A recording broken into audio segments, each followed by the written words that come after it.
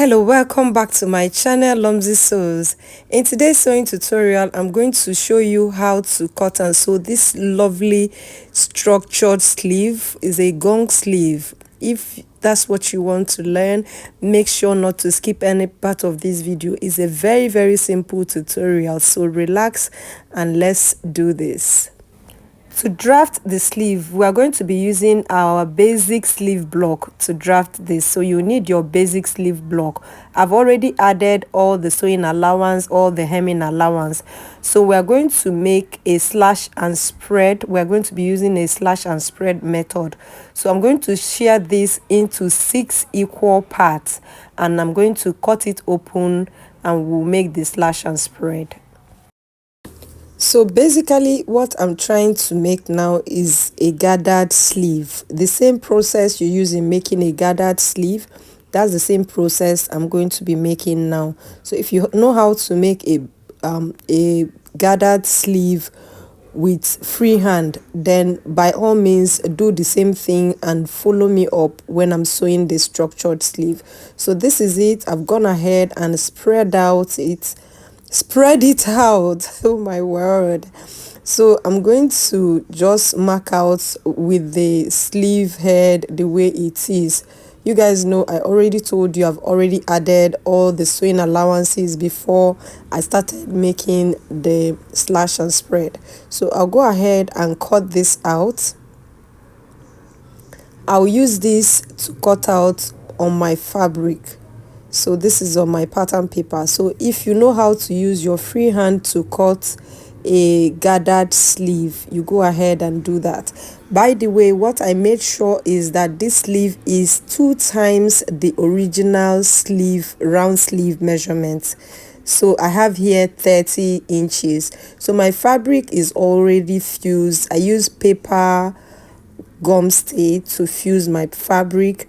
I'll go ahead and place the pattern on my fabric, on my main fabric, and cut it out. I'll also use the same pattern to cut out the lining piece, but I don't want to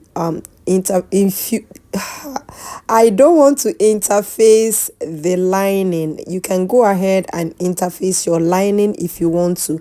I'm just doing this tutorial just for tutorial purposes. I'm not using it for anything. So you can decide to add interfacing to your lining piece. So I'll go ahead, and if you want it more structured, but you can see mine is already, it was standing without interfacing the two of them. So this is it. So next I'm going to place the lining on top of it like this and go ahead and use crinoline to place on the 2 of them. So I'll go to the machine and show you how I'm going to sew this. So this is my lining and my main fabric. I'm going to place the crinoline like so. Can you see?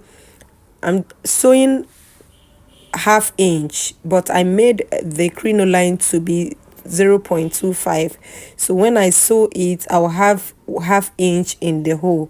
I hope you understand what I mean. So I'm going to sew it here. So just watch how I'm going to sew it. Just here, the crinoline I'm sewing with the allowance of 0.25, while the main fabric I'm using the allowance of 1/2 inch.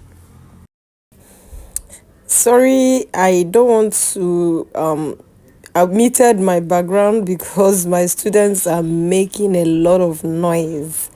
I couldn't leave the noise. Let me just show you guys the noise they are making here.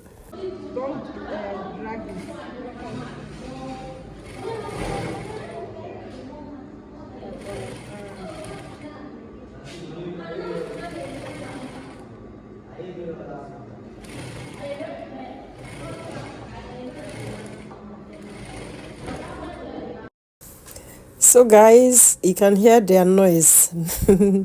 So next thing I'm going to do now is for me to top stitch this. So you're going to make sure both the lining piece, the crinoline, just push all of them towards the lining piece.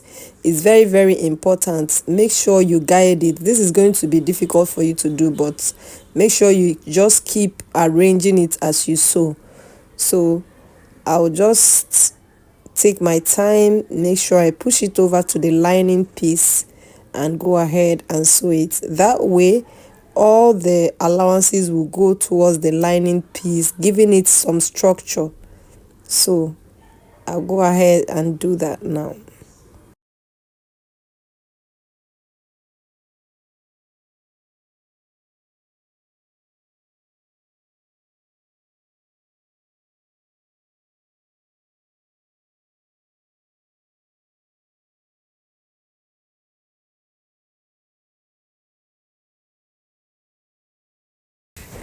So for the lining piece, I feel like it's going to be too much if you interface the lining piece.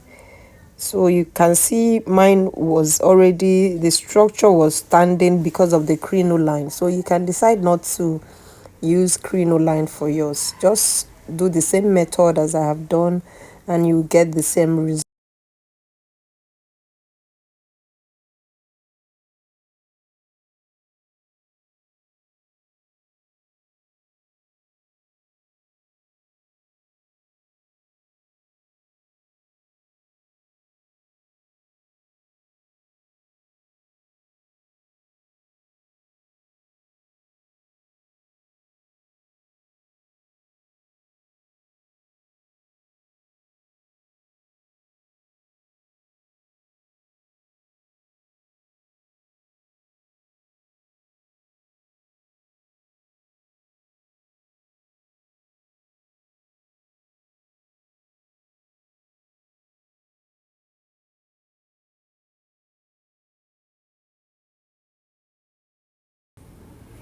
So after sewing it, you go to your ironing machine and you're going to iron it and trim off all the excess because there must be excess.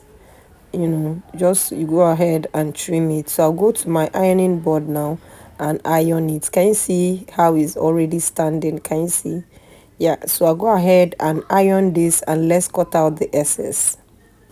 If you have watched this video till this time, make sure to give this video a thumbs up and subscribe if you haven't. And to my returning subscribers, thank you guys for always supporting and sharing my video out. I appreciate a whole lot. It means a lot to me.